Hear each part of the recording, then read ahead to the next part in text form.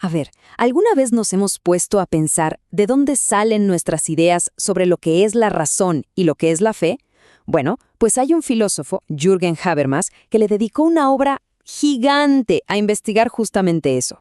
Así que hoy nos vamos a meter en su cabeza, vamos a seguir su recorrido para entender cómo ese diálogo, que a veces ha sido un verdadero choque entre la fe y el saber, pues ha construido el mundo que hoy conocemos. Y vamos directo al grano. Habermas arranca con una pregunta que es súper actual y que es el motor de todo su trabajo. Pensemos en nuestro mundo, un mundo que él llama postsecular. ¿Y qué quiere decir con eso? Pues que la religión ya no es algo que se queda en casa, ¿no? Está en el debate público, en la política, en todos lados. Entonces, la pregunta del millón es, en este escenario, ¿para qué sirve la filosofía? ¿Cuál es su papel? Esa es la pregunta que nos va a guiar en todo este viaje. Ok, para no perdernos, este es nuestro mapa del recorrido. Vamos a ver el argumento de Habermas punto por punto, desde el mismísimo origen de estas ideas hasta lo que significan para nosotros hoy en día. Muy bien, empecemos por el principio de todo. ¿Cuál es el punto de partida de esta investigación, que es inmensa, eh? ¿Qué es exactamente lo que Habermas está buscando en este clavado que se echa al pasado? Y miren, aquí lo dice él mismo con sus propias palabras. El chiste no es contar la historia de la filosofía como una lista de nombres y fechas, ¿saben? No. El objetivo es verla como un diálogo constante. A veces una pelea, otras veces una alianza, pero siempre un diálogo entre la fe y el saber. Ese y no otro es el hilo que vamos a seguir. Y aquí, Habermas saca un concepto que es clave. Lo llama procesos de aprendizaje. A ver, ¿qué es esto? La idea es bastante potente. La filosofía no solo se ha peleado con la religión.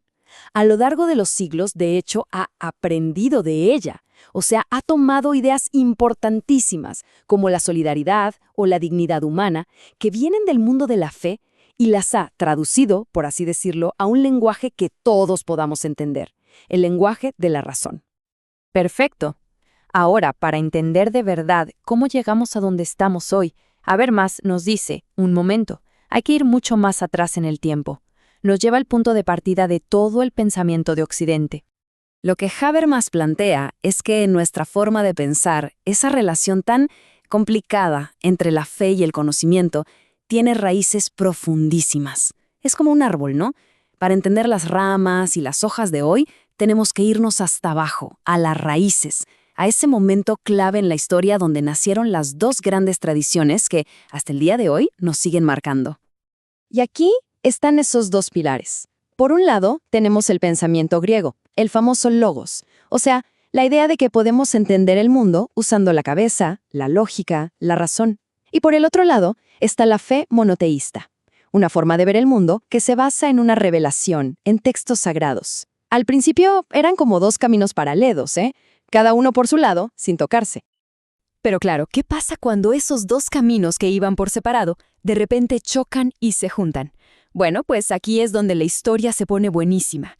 Estamos por ver una de las fusiones de ideas más importantes y más influyentes de toda la historia. Lo que pasó fue una mezcla explosiva, pero en el buen sentido. Los primeros pensadores cristianos se dieron cuenta de que para explicar su fe, para darle una estructura lógica, las herramientas de los filósofos griegos, sobre todo de Platón, eran perfectas. Y de esa mezcla, de esa unión, nació algo llamado el platonismo cristiano, que se convirtió en el sistema operativo, digamos, del pensamiento occidental durante siglos. Y ojo, que esto no fue algo que duró un par de años. Estamos hablando de una fusión entre fe y razón que duró más de 1000 años. Es una locura. Imagínense, moldeó absolutamente todo, la cultura, las leyes, la forma de ver el bien y el mal, todo. Es súper importante entender lo profunda y duradera que fue esta unión. Pero bueno, como en toda gran historia, las cosas cambian. Y ninguna unión dura para siempre, ¿verdad? La siguiente parada en este viaje que nos propone Habermas es justo esa, ver cómo esa mega fusión, poco a poquito, empezó a romperse. Miren, esta línea de tiempo nos ayuda a verlo todo de un vistazo. Arrancamos en la era axial, ¿recuerdan? Fe y saber, cada uno en su carril. Luego, ¡pum!, la gran unión en la Edad Media. Pero la parte clave, la que nos interesa ahora, es esa que dice diferenciación progresiva. Ahí es cuando las dos cosas empiezan a separarse de nuevo, a tomar distancia. Y todo esto nos lleva a la era moderna, donde ya son oficialmente dos mundos distintos. Y es súper importante entenderlo, ¿eh? No fue un divorcio de un día para otro. No fue como cortar una soga de un solo tijeretazo. Para nada. Fue más bien como si esa soga se fuera deshilachando poco a poco. Un proceso lento, complicado, lleno de debates, que fue el que, sin darnos cuenta, estaba preparando el escenario para el mundo moderno que conocemos. Y así, después de todo este viaje por la historia, aterrizamos de nuevo en el presente. Y aquí viene la pregunta buena. ¿De qué nos sirve saber todo esto? ¿Qué nos dice esta historia sobre lo que tiene que hacer la filosofía hoy? Pues bueno, aquí está la conclusión de todo el recorrido. Lo que Habermas nos da es una genealogía. Es decir, no solo nos dice cómo pensamos hoy, sino de dónde viene esa forma de pensar. Es como el árbol genealógico de nuestras ideas.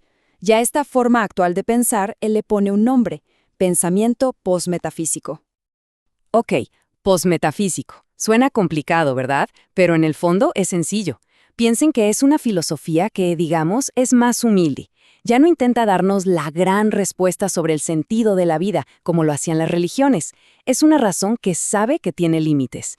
Así que, en lugar de preguntar ¿cuál es la verdad absoluta?, se pregunta algo mucho más práctico. Oigan, ¿cómo le hacemos para vivir juntos y tener reglas justas si todos pensamos diferente? Entonces, la gran tarea de la filosofía hoy, según Habermas, es ser una especie de traductora, de mediadora. Tiene que ser capaz de tomar esas ideas valiosísimas que vienen de la religión, la compasión, la solidaridad, por ejemplo, y traducirlas a un lenguaje universal, un lenguaje racional que cualquiera, sea creyente o no, pueda entender y decir, ok, esto tiene sentido. ¿Y por qué es tan importante? Pues para que no nos rompamos como sociedad, para poder seguir viviendo juntos. Y para terminar, nos quedamos con esta pregunta, que al final resume toda la atención del trabajo de Habermas.